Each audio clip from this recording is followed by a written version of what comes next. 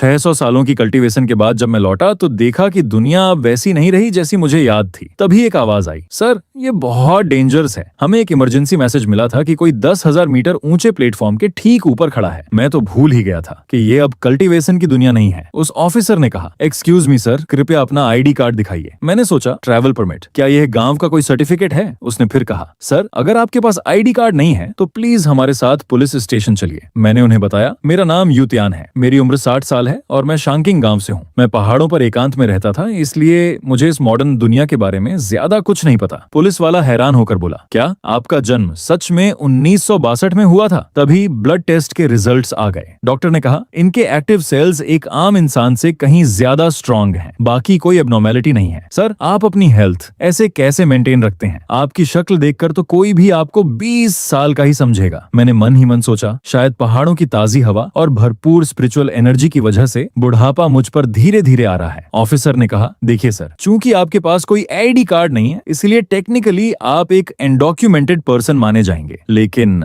हमारे रिकॉर्ड्स के हिसाब से आपका एक बेटा है जो इसी शहर में रहता है। क्या आप उससे मिलना चाहेंगे? मैं हैरान रह गया, क्या कोई गलती तो नहीं हो रही? उसने बताया, डेटाबेस में उनकी माँ का नाम जांग क्यूयुन लिखा है। मैंने बेचैनी से पूछा, क्यूयुन कहाँ है? मुझे जल्दी उनसे मिलवाइए। लेकिन उसका जवाब सुनकर मेरे पैरों तले जमीन खिसक गई। अनफॉर्चुनेटली 20 साल पहले ही एक बीमारी से उनका निधन हो चुका है। I am sorry. ये आपके बेटे की डिटेल्स हैं, आप चाहें तो उसे ढूंढ सकते हैं। यू जिएटिंग, मेरा बेटा, ऑफिसर ने कहा। मिस्टर यू, मैं आपको अभी वहां ले चलता हूँ। मैंने कभी सपने में भी नहीं सोचा था कि 2 जन्मों के अकेलेपन के बाद आज मेरा एक बेटा और 3 पोते पोतियाने होंगे। मैं जिसके पास अनगिनत मैजिकल ट्रेजर हैं, जो एक लीजेंडरी कल्टीवेटर है, क्या मेरे वंशज ऐसी छोटी सी जगह पर रहते हैं? तभी ऑफिसर एमसी को उसके सन के अपार्टमेंट के पास ले जाता है। हम वहां पहुंचे। ऑफिसर ने कहा, हेलो मिस शेंग सुहुआ, हमें ये सज्जन मिंगजू टावर के पास मिले। इन्वेस्टिगेशन के हिसाब से ये आपके पति के पिता हैं। वो औरत एकदम शॉक में थी। क्या आपको कोई गलतफहमी हुई है? इतना जवान आदमी और आप कह रहे हैं कि ये मेरे फादर इन लॉ हैं? ऑफिसर ने कंफर्म किया कि डेटाबेस से मैच हो चुका है। उसने कहा, मुझे भी अपने पति से पूछना है, लेकिन अभी वो हमें अंदर ले गई। तभी एमसी भाग के अपने सन को देखने जाता है। मैंने पूछा, क्या हुआ? उसने रोते हुए बताया, जियाटिंग बहुत ऊंचाई से गिर गए थे। सर्जरी के बाद से उन्हें होश नहीं आया है। हमारे पास हॉस्पिटल के पैसे नहीं थे, इसलिए हमें उन्हें घर लाना पड़ा। उसने मुझसे कहा, हालांकि मुझे अभी भी यकीन नहीं हो रहा कि आप मेरे फादर इन लॉ हैं, लेकिन प्लीज आप यहाँ रुकिए और जियाटिंग के पास बैठिए, मैं खाना बनाती हूँ। उसके जाने के बाद एमसी ने अपने पावर का यूज करके अपने बेटे को ठीक कर दिया। तभी मेरे बेटे को होश आया। उसने मुझे देखा और पूछा, आप कौन हैं? मैंने भारी आवाज में कहा, मैं तुम्हारा पिता हूँ, यूतियान। वो रो पड़ा। क्या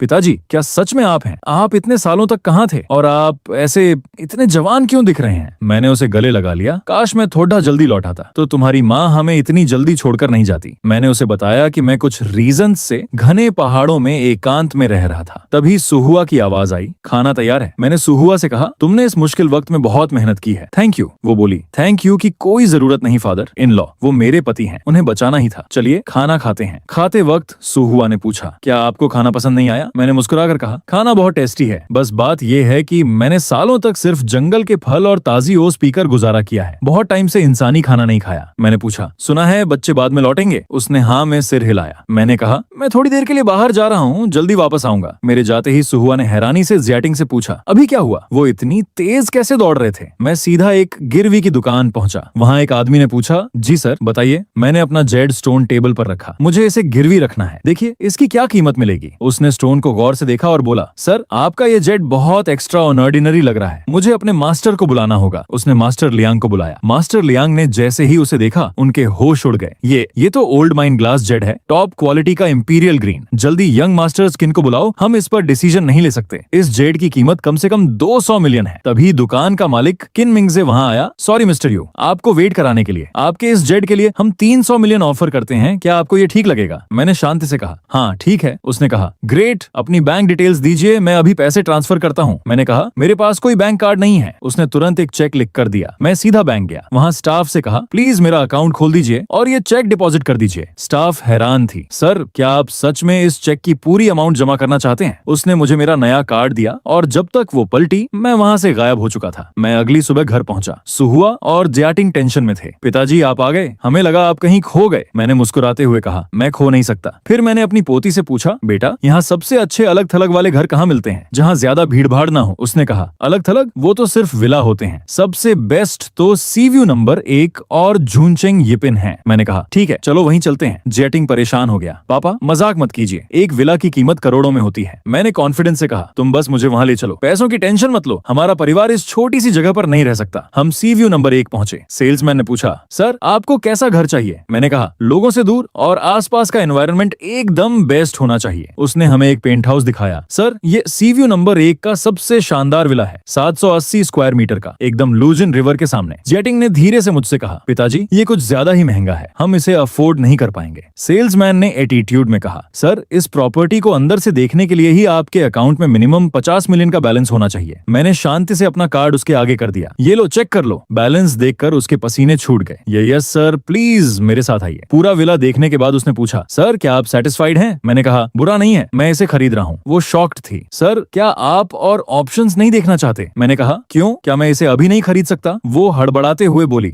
बिल्कुल खरीद सकते हैं, मैं अभी कॉन्ट्रैक्ट रेडी करती हूँ। पेमेंट सक्सेसफुल हो गया। मैनेजर ने कहा मिस्टर यू प्रॉपर्टी के पेपर्स के लिए हमें आपके आईडी कार्ड की जरूरत होगी। मैंने जियाटिंग का आईडी कार्ड आगे बढ़ा दिया। इसका यूज करो। जियाटिंग एकदम चौंक गया। अरे पापा घर तो आपने खरीदा है, इसे मेरे नाम क्यों कर रहे हैं? मैंने प्यार से उसे डांटते हुए कहा तुम मेरे बेटे हो, अगर मैं तुम्हारे लिए नहीं खरीदूंगा तो किसके लिए खरीदूंगा? मैनेजर ने मेरे और जियाटिंग के चेहरे को देखकर मन ही मन सोचा ये सच में बाप बेटे हैं। आजकल मेडिकल ब्यूटी टेक्नोलॉजी कितनी एडवांस हो गई है यार। उसने हमें चाबियां दी और कहा कि घर एकदम रेडी है, हम आज ही शिफ्ट कर सकते हैं। तभी मेरे पोते पोतियां आपस में बात कर रहे थे। हमारे पास तो रहने की सही से जगह भी नहीं है, दादाजी कहाँ सोएंगे? मेरा पोता लिन बोला माँ टेंशन मत लो, मैं अभी एक प्रोडक्शन में सपोर्टिंग रोल कर रहा हूँ। फ्यूचर में मैं एक बड़ा घर जरूर खरीदूंगा ताकि परिवार का बोझ हल्का कर सकूं। तभी जियाटिंग ने आकर कहा सुआ पापा ने नया घर खरीद लिया है, जल्दी सामान पैक करो, हम आज रात ही शिफ्ट हो रहे हैं। मेरी पोती मुझे देखकर फुसफुसाई ये तो बड्ढे भाई से भी छोटे दिखते हैं, कहीं ये सच में पापा के नाजायज बेटे तो नहीं? जियाटिंग ने उसे डांटा चुप कर बदमाश, तुम्हारी हिम्मत कैसे हुई अपने दादाजी का अपमान करने की? मैंने हंसते हुए कहा कोई बात नहीं, मैं आज अचानक आ गया इसलिए कोई खास तोहफा नहीं ला पाया, लेकिन सुहुआ तुमने इतने सालों तक बहुत मेहनत की है, ये तुम्हारे लिए है। मैंने उसे कुछ पैसे दिए, फिर कहा अभी सिर्फ जरूरी सामान पैक कर लो, बाकी कल ले लेंगे। जब वो सब नए घर पहुंचे तो उनकी आंखें फटी रह गईं।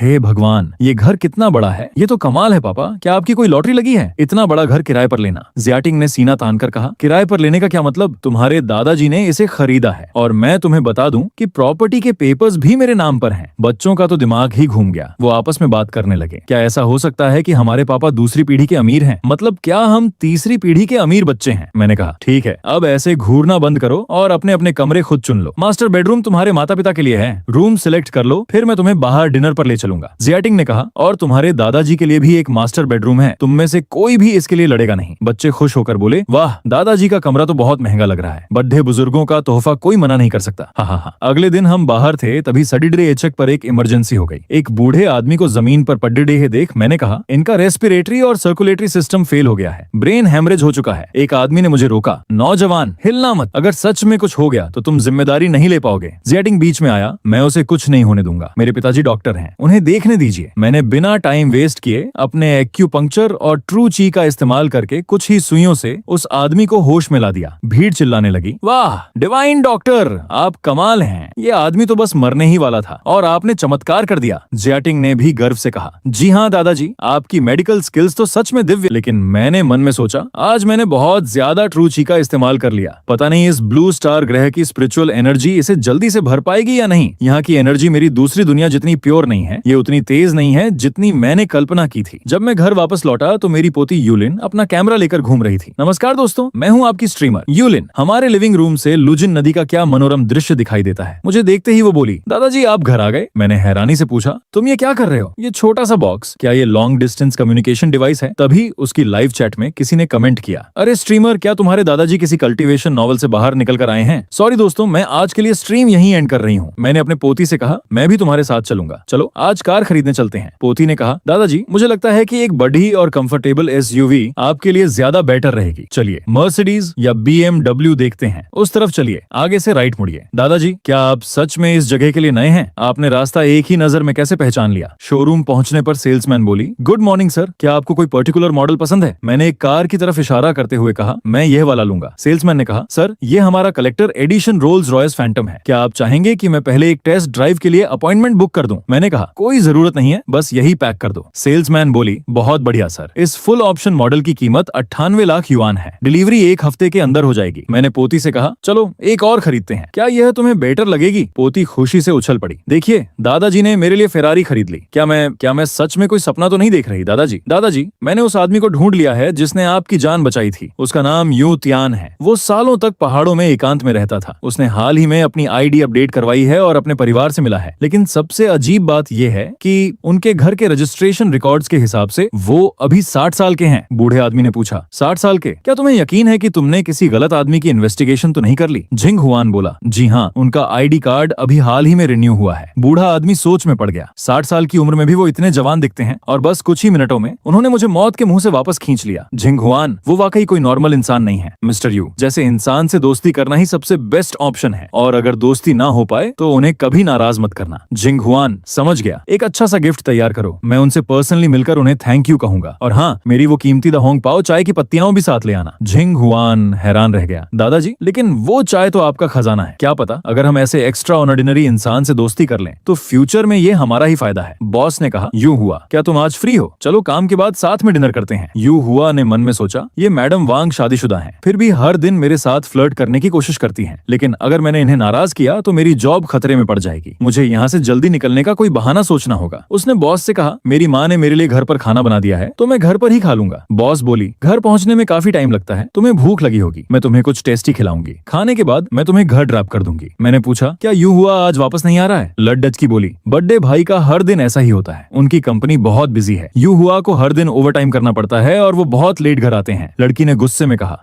हम्फ, किस काम में बिजी? बस उसकी वो फ्रस्ट्रेटेड बॉस बड़े भाई को इतना हैंडसम देखकर वो उसे सिड्यूस करना चाहती है। चूंकि वो उसकी कोई बात नहीं मानता, इसलिए वो उसे हर दिन देर तक काम करवाने के बहाने ढूंढती है। ये तो सरासर एक्सप्लॉयटेशन है। उसने आगे कहा, ये सोचना भी अजीब है कि कोई मेरे इतने शरीफ बड़े भाई को फंसाना चाहेगा। वैसे उसका चेहरा वाकई किसी हथियार से कम नहीं है ना? पिता जियाटिंग ने कहा, ये मेरी भी गलती है। मैंने ही उसे कहा था कि एक जगह सेटल होने के बाद उसे टिक कर मेहनत करनी चाहिए। ज्यादा मत सोचो, क्या पता उसने सच में कभी अपनी जॉब चेंज करने का ना सोचा हो। मेन रीजन ये है कि हमारे परिवार की फाइनेंशियल कंडीशन खराब थी, इसलिए उसने जॉब छोड़ देने की हिम्मत ही नहीं की। मैंने कहा, अगर उसे ये जॉब पसंद नहीं है तो वहाँ रहने का कोई मतलब नहीं है। यू हुआ को अभी फोन करो और उसे वापस आने के लिए कहो। आज का यू हुआ वो नहीं है जिसे बस जीने के लिए स्ट्रगल करना पड़े। अब तुम सबको बस वही करना है जो तुम करना चाहते हो। मैं तुम सबका सपोर्ट हूँ। छोटे पोते ने पूछा, तो क्या मैं ये स्पोर्ट्स प्लेयर बन सकता हूँ? पोती बोली, दादाजी, इसे तो बस पढ़ाई नहीं करनी है, इसे तो हमेशा गेम्स ही खेलने हैं। छोटे ने जवाब दिया, ये सिर्फ कोई मामूली गेम नहीं है, ये एक प्रोफेशनल स्पोर्ट है। इससे देश को नेशनल लेवल पर प्राउड फील कराया जा सकता है। मैंने मुस्कुराकर कहा, अगर तुम्हारे मार्क्स अच्छे आते रहे तो मैं तुम्हें अपना सपना पूरा करने की पूरी परमिशन दूंगा। थैंक यू दादाजी। हाँ, मैं खूब मन लगाकर पढ़ाई करूंगा। अरे धीरे दौड़ना, ध्यान रखना कहीं गिर न जाओ। जियाटिंग बोला, मैं अभी यू हुआ को कॉल करता हूँ और उसे वापस आने के लिए कहता हूँ। यू हुआ ने कहा, माफ कीजिए मैडम वांग, मुझे एक कॉल आ रहा है। हेलो पिताजी, जियाटिंग ने कहा। यू हुआ, अब और परेशानी सहने की जरूरत नहीं है, घर वापस आ जाओ। यू हुआ ने मन में सोचा, पूरे 3 साल तक मैं इस कंपनी का गुलाम बनकर रहा। मैंने एहसान का सारा कर्ज चुका दिया है। फाइनली अब मुझे इस अनफेयर ट्रीटमेंट को और बर्दाश्त नहीं करना पड़ेगा। बॉस ने कहा, यू हुआ, क्या तुम सच में ऐसा सोच रहे हो? अभी परफॉर्मेंस रिव्यू का टाइम है और तुम्हारी परफॉर्मेंस कुछ खास अच्छी नहीं लग रही है। यू हुआ ने सख्ती से कहा, मैडम वांग, मैं आपके साथ डिनर पर नहीं जाऊंगा। आप मेरे परफॉर्मेंस रिव्यू के साथ जो चाहें वो कर लें। मैं कल ही अपना रेजिग्नेशन दे रहा हूँ। बॉस घबरा गई, क्या तुम सच में रिजाइन करना चाहते हो? यू हुआ, अपने परिवार की फाइनेंशियल कंडीशन के बारे में एक बार सोच लो। मैं ऐसा प्रिटेंड करूंगी जैसे मैंने रिजाइन वाली बात सुनी ही नहीं। कैसा रहेगा अगर तुम आज मेरे साथ डिनर कर लो? मैं जीएम से तुम्हारी प्रमोशन के बारे में बात कर लूंगी। यू हुआ ने जवाब दिया, कोई जरूरत नहीं है, कृपया प्रमोशन का मौका आप किसी और के लिए छोड़ दें। मैं कोई चापलूस इंसान नहीं हूँ और मैं इन छोटे मोटे फायदों के लिए अपना जमीर बेचना नहीं चाहता। बॉस गुस्से से बोली, बड़ी हिम्मत आ गई है तुम में यू हुआ। अगर तुम्हारी एक अच्छी शक्ल ना होती तो क्या तुम्हें लगता है कि तुम इस कंपनी में एक दिन भी टिक पाते? बड्डे भाई, क्या आपने सच में जॉब छोड़ दी? यू हुआ ने कहा, जी हाँ, अब से मैं घर पर ही रहूंगा। मैंने कहा, कल तुम्हारे पास कोई काम नहीं है तो तुम और तुम्हारे पिता मेरे साथ मॉर्निंग वॉक पर चलना। ठीक है दादाजी। मैंने मन ही मन अपने परिवार को देखकर सोचा, जियाटिंग बहुत इंटेलिजेंट है और चीजें जल्दी सीखता है। वह बिजनेस के लिए एकदम परफेक्ट है। कैपिटल की कमी होने के बावजूद उसकी सबसे बड़ी ताकत उसकी ईमानदारी और मेहनत है। वह सबसे कैपेबल असिस्टेंट साबित होगा। यूलिन को एक्टिंग पसंद है, लेकिन वह इंडस्ट्री के अनरिटन रूल्स को फॉलो करने से साफ इनकार करती है। यूक्यूई बहुत एक्टिव है और उसका ई स्पोर्ट्स का सपना है, वो बिल्कुल मेरे जैसा है। अब जब मैं वापस आ गया हूँ तो मैं डेफिनेटली उनके सभी सपनों को पूरा करने में उनकी मदद करूंगा। तभी डोर बेल बजी। अजीब बात है, हम तो यहाँ अभी अभी शिफ्ट हुए हैं, किसी को हमारा एड्रेस पता नहीं होना चाहिए। दरवाजा खोलते ही जियाटिंग बोला, ओ आप हैं, प्लीज अंदर आइए, प्लीज अंदर आइए। उसने आवाज लगाई। यूं हुआ, जाओ दादाजी को बाहर बुला लाओ। ठीक है। अंदर आकर वांग देयू ने कहा, बिना अपॉइंटमेंट के आना मेरी गलती थी। अगर मिस्टर यू अभी तक नहीं जागे हैं तो हम वेट कर सकते हैं। चाय पीते हुए वो बोले, वैसे बहुत बढ़िया चाय है, इसकी खुशबू से ही माइंड एकदम फ्रेश हो जाता है। बेटा एक कप और देना। जिंग हुआन ने पूछा, दादाजी क्या ये चाय सच में इतनी अच्छी है, आपकी कीमती दा होंग पाओ से भी बेटर? दादाजी ने मजाक में डांटा, अरे बदमाश, मुझसे कंपटीशन करने की तुम्हारी हिम्मत कैसे हुई? क्या तुम बड़ों की रिस्पेक्ट करना भूल गए हो? जिंग हुआन हंसकर बोला, ओ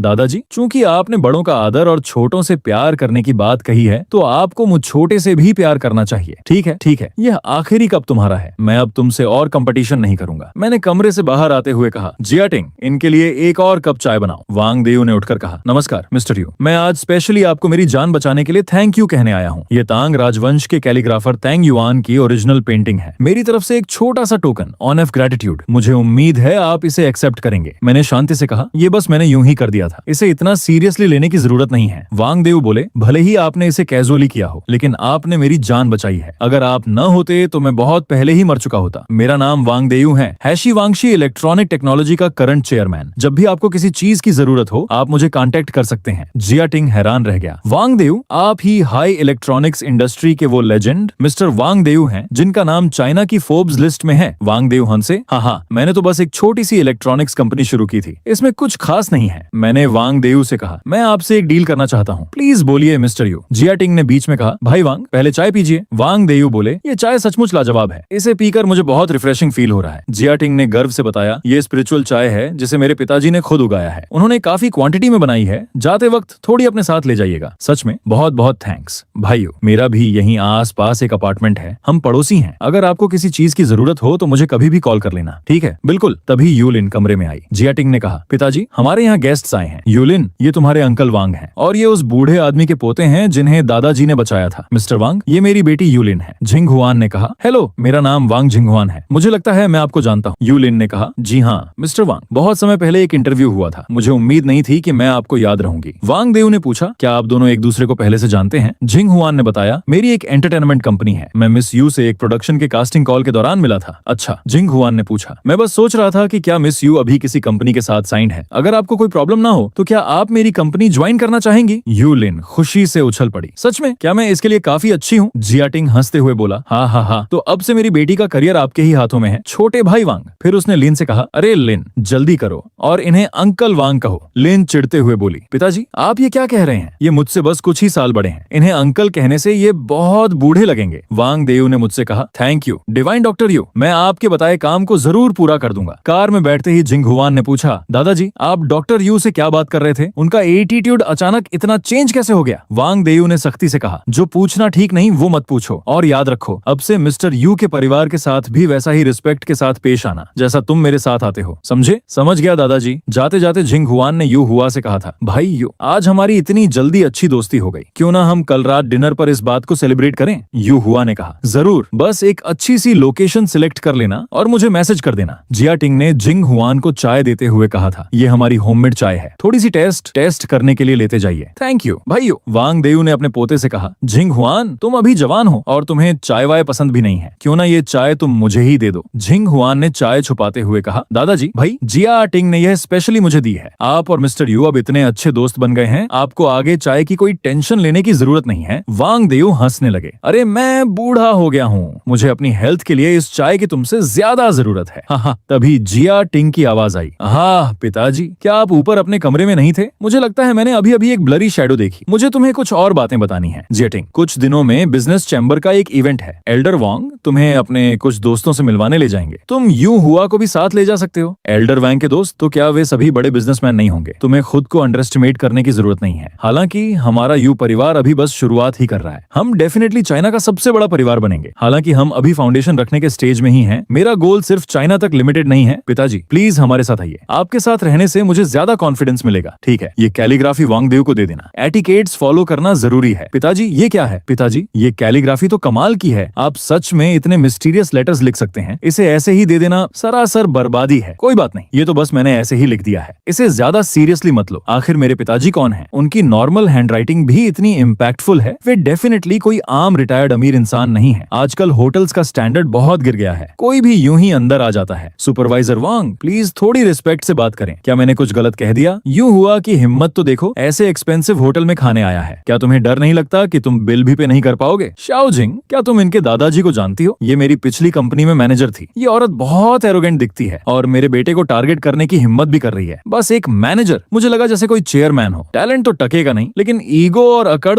पूरी है। आपको मेरे बारे में बोलने का क्या हक है? आप लोगों में कोई क्लास नहीं है और आप एकदम कंगाल दिखते हैं। यहाँ किस लिए आए हैं कौन जाने। हालांकि मुझे नहीं पता कि आप लोग यहाँ किस लिए आए हैं। मैं आपको अंदर नहीं जाने दूंगी। मिस जंग, क्या कोई बात है? ये लोग, मुझे डाउट है कि ये लोग होटल में कोई तमाशा करना चाहते हैं। आपको केयरफुल रहना चाहिए। ऐसे लोगों को अंदर न जाने देना ही बेटर है। एक्सक्यूज मी, प्लीज तुरंत यहाँ से चले जाइए। हमारी एक अपॉइंटमेंट है। अगर आप हमें अंदर नहीं जाने देंगी और काम में डिले होगा तो क्या आप इसकी रिस्पॉन्सिबिलिटी लेंगी? ये इस परिवार को देखिए। क्या ये लोग ऐसे दिखते हैं जो यहाँ किसी वीआईपी से मिलने आए हों? आजकल लोग बिना स्क्रिप्ट के ही कितनी डींगे मारते हैं। तुम अभी अभी यहाँ क्यों आई हो? क्या मैंने तुमसे नहीं कहा था कि पहुंचते ही मुझे ढूंढ लेना? ये सब इन लोगों की वजह से हुआ है डार्लिंग। ये लोग होटल में घुसकर गेस्ट्स को परेशान करने का मौका ढूंढ रहे थे। उफ, ये लोग हैं कौन? सिक्योरिटी को ही इस तरह की चीजों को हैंडल करने दो। ठीक है, आज हमारे यहाँ एक बहुत बड़े वीआईपी आ रहे हैं। शियाओयू, ज्यादा केयरफुल रहना। सभी लोग ध्यान दें, हमारे जनरल मैनेजर ने ऑर्डर्स दे दिए हैं। देखो, डिवाइन डॉक्टर यू, आप आ गए। झिंग हुआन ने मुझे पहले से इन्फॉर्म नहीं किया था कि आप आ रहे हैं। मुझे अभी उससे पूछने पर ही पता चला और मैं सही टाइम पर आपका वेलकम नहीं कर पाया। मैं दिल से माफी मांगता हूँ। कोई बात नहीं, लेकिन मुझे लगता है कि मैं अब इस होटल में कभी नहीं आऊंगा। Divine doctor you, I am very sorry. मेरे स्टाफ ने चीजें ठीक से हैंडल नहीं की। प्लीज आप नाराज मत होइए। ये चेयरमैन वैंग है, इस होटल के मालिक। ये इस नौजवान के सामने इतने रिस्पेक्टफुल क्यों हैं? आखिर ये है कौन? डिवाइन डॉक्टर यू, प्लीज अंदर चलिए। मिस्टर यू के परिवार का अच्छे से ख्याल रखना। शियाओ हुआन, तुम्हारे दादाजी किसे रिसीव करने जा रहे हैं? वे तो दौड़ते हुए गए। उन्होंने अपनी वॉकिंग स्टिक का भी इस्तेमाल नहीं किया। मुझे सच में बहुत क्यूरियोसिटी हो रही है। क्या तुम्हारे दादाजी ने कोई मैजिकल पिल खा ली है? वो अचानक इतने एनर्जेटिक कैसे हो गए? वो तो पहले से काफी जवान भी लग रहे हैं। आप अभी देखेंगे। डिवाइन डॉक्टर यू, प्लीज बैठ जाइए। ओल्ड वांग यहाँ है। क्यों ना आप हमारे स्पेशल गेस्ट का इंट्रोडक्शन कराए? क्या आप लोग जानना चाहते हैं कि मेरी करंट हेल्थ इतनी अच्छी कैसे हो गई? कुछ दिन पहले मेरा एक एक्सीडेंट हो गया था। अचानक ब्रेन हेमरेज हुआ। मैं सड़क पर गिर पड़ा था और इन डिवाइन डॉक्टर यू ने मुझे बचाया। इन्होंने न केवल मेरी जान बचाई बल्कि मेरी बॉडी को 20 साल पहले जैसा जवान कर दिया। डिवाइन डॉक्टर यू, क्या आप मेरी मदद कर सकते हैं? मैं अपने लिए लंबी उम्र नहीं मांगता। मैं बस आपसे अपने बच्चे को बचाने की रिक्वेस्ट करता हूँ। इसके लिए चाहे मुझे अपना सब कुछ दांव पर लगाना पड़े, मैं तैयार हूँ। Divine doctor you, Elder chain के बेटे चेन जिक्सुआन हमारे पूरे सर्किल के सबसे प्रॉमिसिंग टैलेंट हैं, सबसे सक्सेसफुल। वह बहुत कम उम्र में ही मेजर जनरल बन गए थे। कुछ टाइम पहले एक मिशन पर उनके साथ बहुत बुरा हुआ। उनके हाथ पैर काट दिए गए, उनकी आंखें निकाल ली गईं, उनका चेहरा बुरी तरह डैमेज कर दिया गया और जीभ भी काट दी गई। उनके शरीर में एक अननोन वायरस भी डाल दिया गया है। वह अभी हॉस्पिटल में कोमा में है। मैं जाकर देखता हूँ। बहुत खूब। डिवाइन डॉक्टर यू, प्लीज इधर आइए। चेयरमैन वांग, एल्डर सॉन्ग, एल्डर चेन, क्या आज का खाना आप सबको पसंद आया?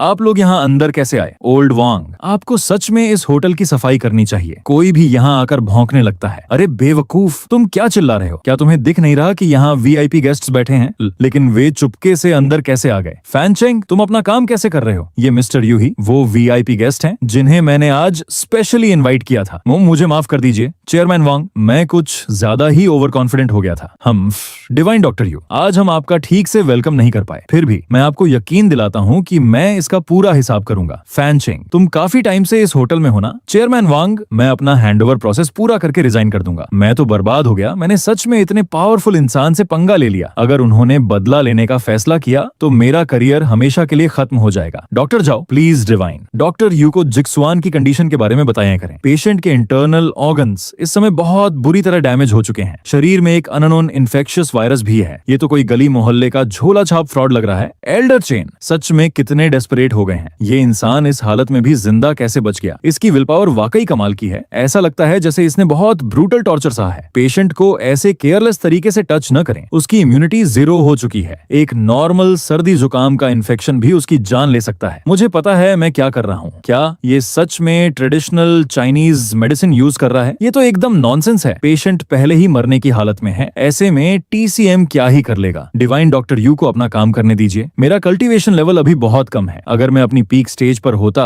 तो मैं इसे एक पल में पूरा हील कर देता। मुझे जल्दी से अपनी पावर वापस लानी होगी। डिवाइन डॉक्टर यू, क्या उसे बचाना इम्पॉसिबल है? अब उसके शरीर में कोई प्रॉब्लम नहीं है। वह 3 मिनट से भी कम टाइम में होश में आ जाएगा। लेकिन उसके हाथ पैर और बाकी डैमेज हिस्सों के लिए पूरी तरह रिकवर होने में थोड़ा टाइम लग सकता है। ये फ्रॉड बकवास कर रहा है। हाथ पैर वापस ग्रो होंगे जब तक कि वो कोई इमोर्टल गॉड ना हो। उफ, जिक्सुआन मेरे बेटे, तुम आखिरकार जाग गए। ये कैसे पॉसिबल है? ये चमत्कार कैसे हो गया? क्या सच में चेन जिक्सुआन की कंडीशन स्टेबल हो गई है? डीन, ये अनबिलीवेबल है। इसके सारे इंटरनल ऑर्गन्स पूरी तरह से रिकवर हो चुके चुके हैं, यहाँ तक कि पुरानी इंजरीज भी पूरी तरह हील हो गई हैं। इसकी हेल्थ तो पहले से भी ज्यादा बेटर है। वेनहेंग जैसा कोई इंसान अगर वह हमारे हॉस्पिटल में रहकर प्रैक्टिस करे तो जंग के मैदान में घायल हुए हमारे हजारों सोल्जर्स को अब उस दर्द से नहीं जूझना पड़ेगा। मैं इस मामले को हैंडल कर लूंगा। मैं अभी हेड से बात करूंगा। डिवाइन डॉक्टर यू, ये सारी प्रॉपर्टीज हमारे चेन परिवार की हैं। प्लीज इन्हें देख लीजिए। मैंने ऑनरशिप डॉक्यूमेंट्स रेडी कर लिए हैं। ये किसी भी टाइम आपके नाम पर ट्रांसफर किए जा सकते हैं। निश्चिंत रहिए। हालांकि टेक्निकली अब ये मेरे यू परिवार के अंडर हैं, फिर भी आपका चेन परिवार चाइना के 4 सबसे महान परिवारों में से एक बना रहेगा। मेरा इन बिजनेस को सीधे अपने कब्जे में लेने का कोई इरादा नहीं है, ना ही मैं आपके काम में इंटरफेयर करूंगा। सब कुछ डिवाइन डॉक्टर यू की मर्जी के हिसाब से ही होगा। डिवाइन डॉक्टर यू, ये 2 शानदार विला मेरे नाम पर हैं।